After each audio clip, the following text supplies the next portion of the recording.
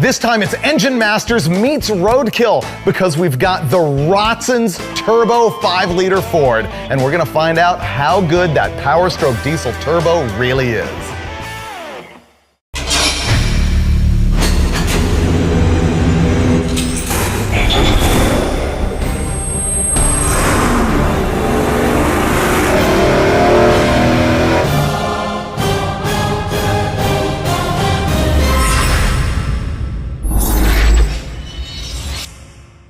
Welcome back to West Tech Performance in Mira Loma, California for another episode of Engine Masters presented by AMSOIL. Now today, we're gonna be taking a junkyard Power Stroke diesel turbo and using it to boost a bone stock 5-liter Ford Mustang engine. If you're aware of our Roadkill show that I do with Mike Finnegan, you know that we've got this 71 Datsun 240Z that's called the Rotsun.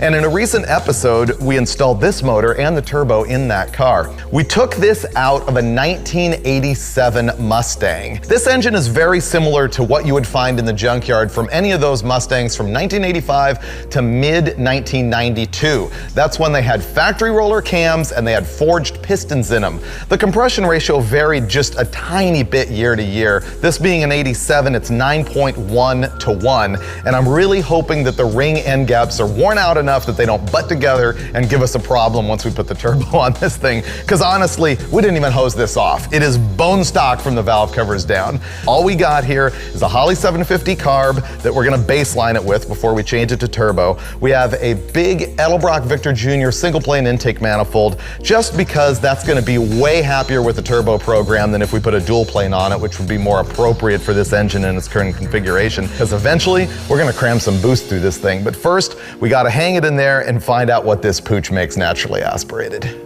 Normally when we're doing stupid things with boost, AMSOIL recommends that we run their 60 weight oil. This time though, I'm really concerned that thick oil and heavy oil pressure is gonna break the distributor shaft in this Ford. It can happen. So I'm gonna run the Dominator oil, which is a 1030 instead of the 60. Dominator, again, has got that really good film strength so that you don't bounce a bearing directly off the crankshaft while we're boosting this thing. I think it's gonna be okay. Now, let me show you the only proven method to prevent me from spilling oil all over the engine. Better do it the right way.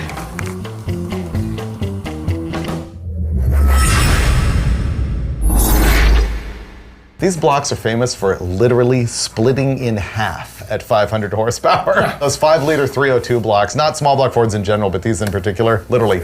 They go right from the main cap into the cam tunnel, don't they? Mm-hmm. I'm pretty sure it's gonna run right immediately. Did this thing vibrate in the car? Is it shaking? No, I'm asking that because I dug a pound of dirt out of the balancer. Oh, really? I looked and you couldn't see any bolts. It was just like smooth and centrifugal force and mud and water had just kind of made it like this nice smooth cup. Looked like pottery. It evened out. Wow. That's how a fluid damper works. It's fine. Exactly. Yeah. I've run these stock 5 liters a bunch and you know, they make 260, 280. What? Nothing. That was a definite snicker. It was. I want to know what that was. That was ridicule. Yeah. No, not at all. I want to get to the root of that snicker. Why? You've seen these, so it's just like unfair. I don't even have. You got nothing? I got nothing. You've run these. If I've run them, you've run them. But never with this much dirt and grease on them. And never with like a Victor Jr. on it. Any guesses? 265. 285. 279. Price is right. It's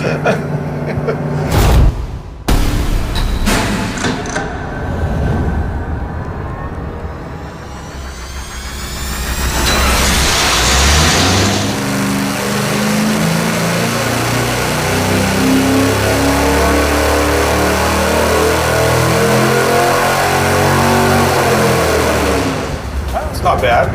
So close, so close. Yeah, you almost called it. Almost. That was way off. Looks like we got 312.6 pound-feet of torque at 3,800 RPM and 277.9 horsepower at 5,400 RPM. So exactly what we expected. Look how nice that thing runs, though. I mean, the factory motors are actually engineered really good. How many miles were on this thing when you yanked it out of the car? All of them. I have no idea. Really? It's well over 100. I just look at it, it's got to have 130 or 40 or 50,000 on it, and I'm just judging that by the depth of grease and dirt on it. Despite all the filth on the outside, I didn't see blow-by or smoke out of the exhaust. Especially since we've driven it in the Rotsun with that turbo on it. A lot of kind of the classic car engine guys look for motors like this. Oh, They're covered in oil, because then they at least know it's not a rusty piece of junk. Yeah, or hasn't been rebuilt or something. Yeah. So I'm happy with that baseline. You ready to go put turbo on it? That's what we're here for. That's what the fun's for. Wow, is this a mess? That's because it's pure roadkill. We had all of this stuff on that 302 running and driving in the Rotsun, and man, is it fast. That car weighs like 2,500 pounds. It is just killer. But we're about to find out exactly how much power it takes to make that thing so scary. Here's what we've got. This turbocharger is directly off of a Ford Power Stroke diesel. It's totally wrong for the application, but it makes power.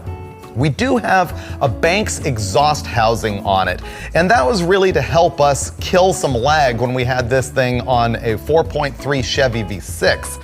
And it helped a little bit, but it was still kind of a mess. However, on the 302, this thing has throttle response. It's really good, actually. This isn't just a dyno test. We've driven this in the real world, and it works. We had to change around our exhaust side. The hot side is a big hater pipe on the Rotsun, but we had to modify this just for the dyno so that we weren't burning the ceiling. Then there's the key to making this whole thing really dirt cheap, which is the fact we were able to reuse the 5-liter Mustang exhaust manifolds, which look a lot like a shorty header, but with much worse bends in them. We were able to take this thing and flip it upside down to mount the turbo, as you'll see on the dyno. Now, normally on a small block Ford, you wouldn't be able to do that, because if you look carefully, you can see that the bolt pattern on the header is not perfectly centered in the tube. So if you had a good opening on the header, and if you had a really good cylinder head on it with a larger port, when you flipped it over, you would have a massive exhaust leak. But fortunately, all of this stuff in the stock program is small enough that you don't have a problem with it, and so it works out perfectly. We have a teal wastegate on it, which is really more valuable than all of the rest of this stuff combined, except for maybe the carburetor. Yep, we're running this thing in a blow-through configuration. This is a 650 CFM unit from QFT, which does make off-the-shelf blow-through intended carburetors. You can see we've got our hat over here, and we also have a blow-off valve. So the thing's pretty functional, except for the fact that it smokes bad. It burns so much oil through the turbo. I haven't even broken this to Brule yet, but he's gonna have oil spatter all over the room. But we mitigate that a little bit with this pump. Even with the drain going straight down on this turbo, it just doesn't evacuate the oil like it should, which is why it smokes so bad. But when we hook up this pump, it actively sucks the oil out of the turbo, and it helps a lot. Speaking of actively sucking, let's go bolt this stuff to that 302 and find out what happens.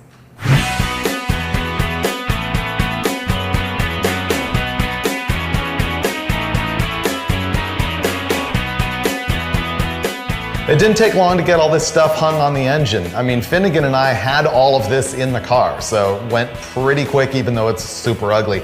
Let me tell you about this whole science experiment and how it works. First of all, you saw that we flipped the exhaust manifolds over, and so we've got the exhaust here, both sides, feeding into the exhaust housing on the turbocharger. So what happens is that the expanding gases of the heat of the exhaust spin the wheel inside the turbo. The exhaust that is then vented out of the turbo comes here through the pipe that in the car was sticking straight up. We have our oxygen sensor plugged into the pipe so that we can test our air-fuel ratio when we're running to make sure that it's safe. This oxygen sensor is a little close to the end of the pipe. If I was running in a car, I would worry about it backfeeding and giving some bogus readings, but at wide open throttle, it'll be fine. So, we're spinning the wheel inside the turbocharger, which in turn spins the impeller, which is sucking air through this hole and discharging it all the way through here to our carburetor hat. On our carburetor hat, we've got a blow-off valve, which is connected here to manifold vacuum, so that when the thing is idling, it'll bypass some air so that it idles more easily. Also, Just like a centrifugal supercharger that I described in a previous episode, the blow-off valve works so that when you're at wide open throttle at 0 vacuum and then let off the throttle and you've still got some boost happening, you don't back that boost up into the intake track. It actually just bypasses it. There is the hose that goes to the bypass valve is also going to our data logger on the dyno so that we can look at what our manifold boost is. We have a secondary data channel that is going to the boost inside the hat so that we can look at the pressure drop from the hat to the manifold through the carburetor. We also have lines on the hat that are connected to a boost referenced fuel system, which is really important. Because we've got boost going into the carburetor fuel bowls, that means that if you have 7 pounds of fuel pressure going this way, 7 pounds of boost going that way, you have no fuel flow. So the boost referenced fuel regulators make sure that fuel pressure increases in conjunction with boost so that you continue flowing fuel through the carburetor. Up here, we have got our wastegate that we're gonna use to control our peak boost. Because if you go all the way back here, we have a little rudimentary organized leak that is in fact a boost controller. It adjusts how much manifold pressure is going on the backside of the diaphragm in the wastegate so that we can adjust how that spring works so that we control how much total boost is gonna make it into the engine. It also has a top port in it. You can run a sophisticated boost controller that goes on both sides of this that can control both sides of the diaphragm and really keep a nice boost curve. This one is once again as sketchy as the rest of the program, but you know what? It is gonna work wicked. Watch this. I'm kind of frightened by the high torque. Yeah, that's a lot. Steve and I were not liking that ugly looking dyno curve though, so we're considering just parking it. Parking it? Yeah. Go for it.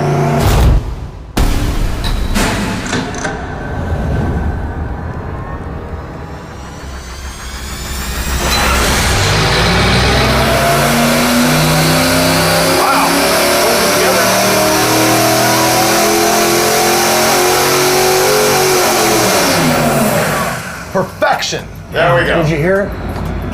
Yes. Wow, that's awesome. It won't break. And let's look at the Look graph. at the torque though. Oh, the torque is brutal.